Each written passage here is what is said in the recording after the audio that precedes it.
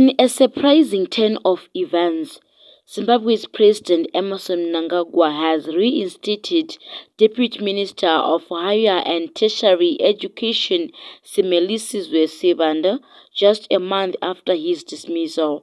Sibanda's reinstatement comes after he faced backlash for publicly reprimanding a Shona-speaking teacher, sparking controversy and debate.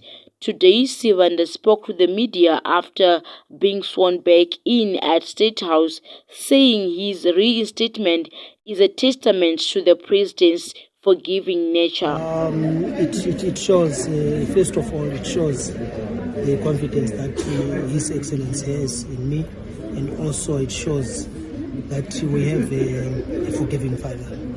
That is basically what it underlines. And also it shows that the President is interested in continuity, so that we carry whatever task that he had given to us, we carry forward towards Vision 2030. That is basically, as a person, you grow from mistakes. Isn't someone who gets to fall down, is someone who will be moving. So what is very much important is how you to pick up yourself and move forward. Definitely, I've learned a lesson, and that is how we grow as a people.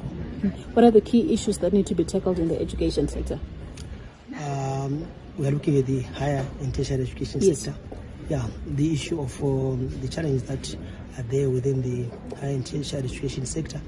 The issue of continuing around the two issues that have been aided under Education 5.0, that is the innovation and industrialization.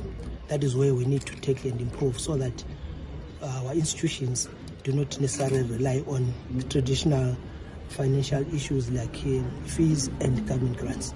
So we need to strengthen on the other aspect of industrialization and innovation, so that they are able to raise incomes from that, and also they are able to shine graduates who are able to stand on their own. Thank you for your time, Honorable.